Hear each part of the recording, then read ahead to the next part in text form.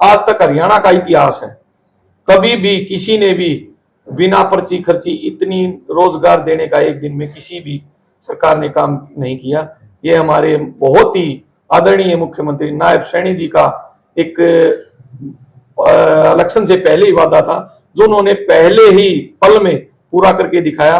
और मैं आपको बड़े विश्वास से बताना चाहता हूं, ये ऐसे काम लगातार निरंतर बिना थके बिना रुके हमारी पार्टी हमारे मुख्यमंत्री करते रहेंगे। आपको मैं विश्वास दिलाना चाहता हूं, बिना पर्ची बिना खर्ची और ईमानदारी से हमारी सरकार काम करके दिखाएगी। तो अब ये आपको बताना चाहता हूं, जो जनता की हमने नब्ज देखी है और जनता ने जो हमारे ऊपर विश्वास दिया है, हम आपको अटल विश्वास से कह सकते हैं आने वाले 10-20 साल बीजेपी पार्टी कहीं नहीं जा रही है। हर बार सरकार बनेगी और अच्छे अच्छे काम करके दिखाएंगे, जैसे हमने अब पिछले 10 साल में किए। कोई नहीं मानता था इस हरियाणा में बिना पर्ची खर्ची नौकरी मिल सकती है, कोई नहीं मानता था बिना नंबरदारों के बिना सरपंचों के किसानों के खाते में पैसा आ सकता है। ये सब अनेकों अनेक काम हमारी पार्टी ने करके दिखाए। हमारे नेताओं ने जो बोला वो पूरा करके दिखाया और उसी का परिणाम है हम भारी बहुमत से एक अपोजिट लहर में, मैं कहूंगा जो रूमर बनाया था लोगों ने, उसको हमने पार किया और करारा जवाब दिया कि पूरा तीसरा हमारा कार्यकाल है और हम सबसे ज्यादा सीट लेके, हमारी पहली बार सरकार बनी हम 46 सीटें ली थी, दूसरी बार सरकार बनाई हमने जब 41 सीटें थी, और अब की बार जनता ने हम पे विश्वास दिखाया और हमारे कार्यकर्ताओं ने काम किया। हमारे मुख्यमंत्री का ये कहना है, भाई किसी भी कार्यकर्ता को नहीं सोना है, चाहे कोई भी जनता का काम हो, आप आधी रात में आइए। लगा चुका हूँ गोंद कलाम है भाई। आज ऐसे ऐसे खुलासे करने वाले हैं। राष्ट्रदीप परमार हमारे साथ जुड़ चुके हैं, जो भाजपा के महामंत्री भी हैं। भाई क्या कारण होया भाजपा का सरकार आने का, और कांग्रेस की लहर बताई जा रही थी, क्यों नहीं हुआ कांग्रेस आई और भाजपा एकदम क्यों आ गई, क्या कारण है, जानने वाले हैं राष्ट्रदीप से। नमस्कार राष्ट्रदीप जी। नमस्कार जी। राष्ट्रदीप जी, लगातार कहीं ना कहीं हुड्डा सरकार, कांग्रेस सरकार, सभी न्यूज़पेपर, सभी चैनल ये दिखा रहे थे, लेकिन ऐसा क्या कमाल हुआ कि ऐसा क्या जादू हुआ कि एकदम भाजपा सरकार आ गई? क्या ऐसा हुआ, एक बार हमारे दर्शकों को इसके बारे में विशेष रूप से बताएं। सबसे पहले तो मैं आपके दर्शकों को नमस्ते कहता हूं, और ये आपको मिरेकल लग रहा होगा, पर हमारे जितने भी पार्टी के पदाधिकारी थे सबको विश्वास था हम भारी बहुमत से जीतने जा रहे हैं, क्योंकि पार्टी ने इतना काम किया है। नरेंद्र मोदी जी की नीति रीति है और अब नायब सैनी जी ने बहुत ही बेहतरीन प्रदेश के लिए काम किया, तो हमें अटल विश्वास था हमारी सरकार बनने जा रही है।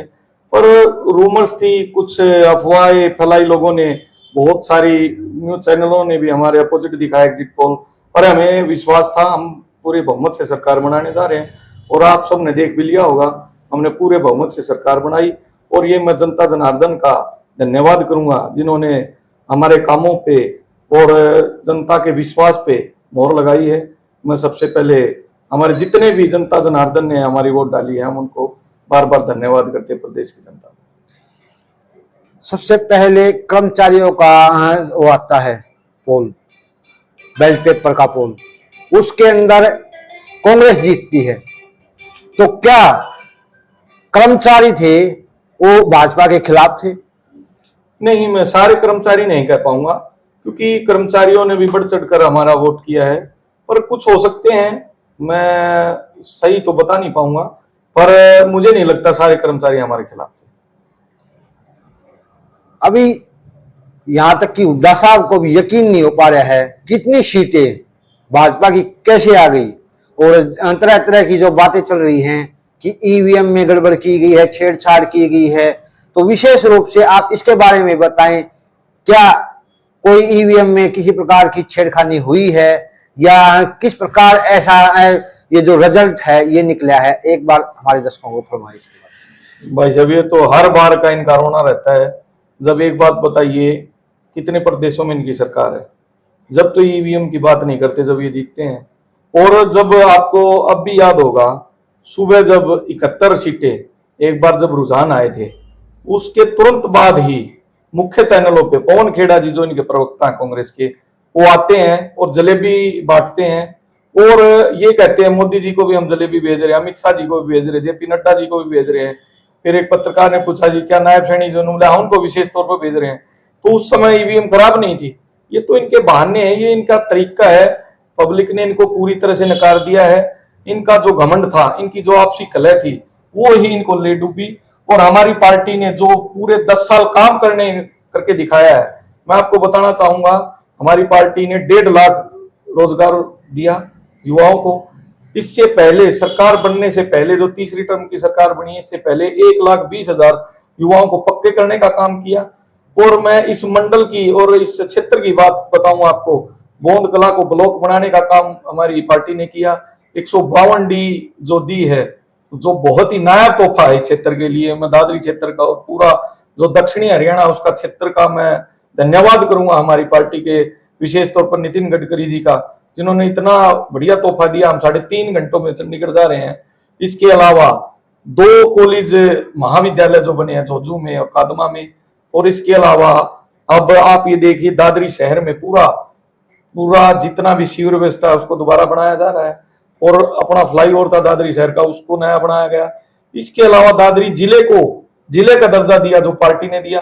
तो अनेक काम पार्टी ने किए हैं। उस पे जनता ने विश्वास जता के और वोट डालने का काम किया है। तो हम ऐसे रातों रात सरकार नहीं बनी है। इन्होंने एक अफवाह फैलाने का काम किया था, हमारे विरोध में कई बातें उठाई थी ताकि पब्लिक को गुमराह कर पाए। पर पब्लिक बहुत ही समझदार है, उन्होंने विकास को वोट दिया है, उन्होंने काम को दिया है।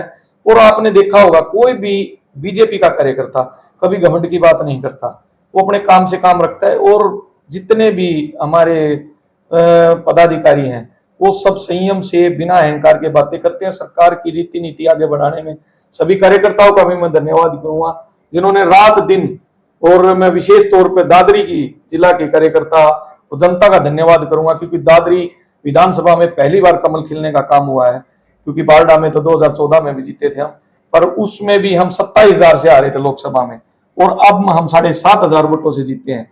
तो मैं बार बार जिला दादरी की हर एक जनता जनार्दन का बार बार धन्यवाद करता हूं। और ये हमारा जीत हमारी पार्टी के काम की जीत है, हमारे कार्यकर्ताओं की मेहनत की जीत है। तो रातों रात हम ऐसे नहीं जीते हैं, ये हमें अटल विश्वास था हम जीतने जा रहे हैं। पार्टी ने आपको महामंत्री की जिम्मेदारी सौंपी है, तो महामंत्री की जिम्मेदारी निभाते हुए क्या कार्य आपने करवाए हैं पार्टी के लिए? पार्टी का सबसे बड़ा दायित्व है मेरे पास, एक तरह से देखे जाए जिला के दूसरे नंबर का दायित्व है। और महामंत्री का काम होता है पूरे संगठन के आंख और कान बन के, है ना भाई, कहाँ हमें संगठन में कमजोरियां दिखती हैं उसको मनाना, रूठों को मनाना, और पार्टी के लिए क्या अच्छा काम होगा, किस नेता को हम लाएं जिससे हमें प्रभाव पड़ेगा।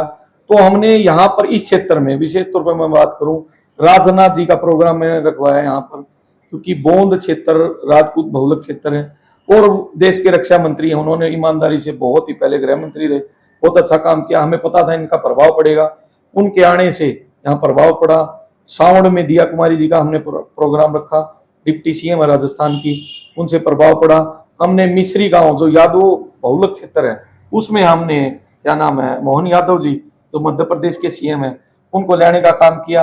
और नायब सैनी जी को विशेष तौर पर हम हिसार गए थे, मैं भी उस डेलीगेट में था। मैंने विशेष तौर पर बात की, जी आपको चाहे 15 मिनट का समय हो पर दादरी विधानसभा के लिए आपको देना पड़ेगा।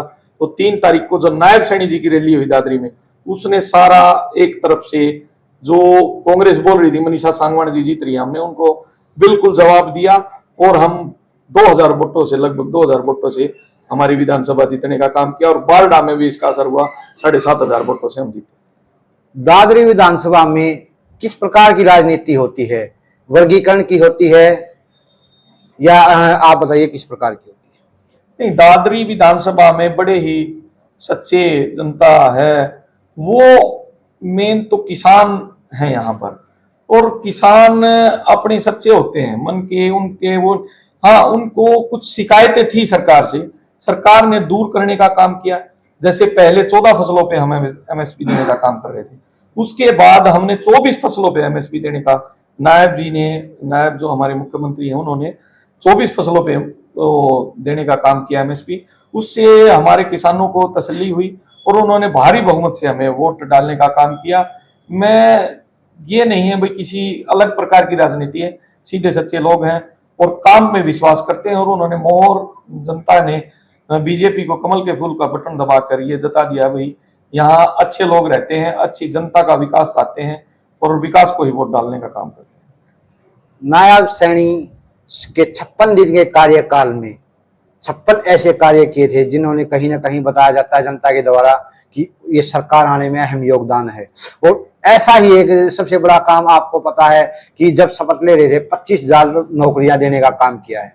तो क्या आने वाले समय में क्या प्रभाव इसी प्रकार ये चलता रहेगा जो कार्यकाल है इनका, या कुछ कम होगा? जिस प्रकार इन्होंने 25,000 नौकरियां देकर धमाका किया है दिवाली पे, तो क्या ये इसी प्रकार बेरोजगारी खत्म करते रहेंगे? बिल्कुल, हमने पहले भी मैंने आपको बताया 1.5 लाख युवाओं को रोजगार देने का काम किया था हमारी सरकार ने। और ये पहले दिन इन्होंने वादा किया था नायब सैनी जी ने, शपथ में जब लूंगा जब युवाओं को नौकरी देने का काम करूंगा, और करके दिखाया है। क्योंकि कांग्रेस तो जुमलेबाजी और झूठे वादों में विश्वास करती है और हमारे नायब सैनी जी या बीजेपी का हर एक पदाधिकारी, हर एक मुख्यमंत्री, हमारे प्रधानमंत्री जी काम में विश्वास करते हैं। और एक जो कोई बात अपने मुख से निकालते हैं तो बहुत सोच समझ के निकालते हैं, उसको पूरा करने का पूरा प्रयत्न करते हैं और करके दिखाते हैं। तो ये तो एक आगाज है, आगे आगे देखिए आपको। मैं अपनी तरफ से भाजपा के सीनियर लीडर्स को और हमारे व्यूअर्स को क्या संदेश पहुंचाना चाहोगे? बस सभी से यही मेरा निवेदन है, आग्रह है, ऐसे ही हम पे प्यार और विश्वास बनाए रखिए। हम आपके लिए रात दिन ऐसे ही कोई भी जनता का काम है हम आगे हमारे नेताओं तक पहुंचाने का काम करेंगे और उसको पूरा करवाने की 100% कोशिश करेंगे। और क्योंकि हमें विश्वास है हमारे मुख्यमंत्री जी पे, हमारे जितने भी नए मंत्री बने हैं उन पर, वो रात दिन काम करते हैं। आपने देखा होगा राव नरवीर जी ने जैसे ही पद संभाला अगले दिन पूरे जिले की बैठक ली, सभी अधिकारियों को स्पष्ट भाषा में बता दिया गया भाई आप काम करोगे तो रहोगे, अदरवाइज यहाँ पर कोई खाना नहीं है। अनिल विज जी ने भी ऐसे ही पूरे जितने भी अपने क्षेत्र के पदाधिकारी थे और कर्मचारी थे सबको स्पष्ट भाषा में बताया। ऐसे ही श्याम सिंह राणा जी ने कृषि मंत्रालय संभालते ही सभी मंडियों का दौरा किया है और सभी से बात की है भाई कितने किसानों की फसल लेने का काम हो रहा है, बाजरा उठा है या नहीं, कपास सही से बिक रही है नहीं, धान लेने का काम। तो हमारे जितने भी मंत्री लोग हैं सब निष्ठा से काम कर रहे हैं और मैं सभी से निवेदन करूंगा, सभी व्यूवर्स से, सभी जनता से, हम पे ऐसे ही विश्वास बनाए रखिए। हम आपके विश्वास को कभी धोखा देने का काम नहीं करेंगे। धन्यवाद। धन्यवाद जी बहुत।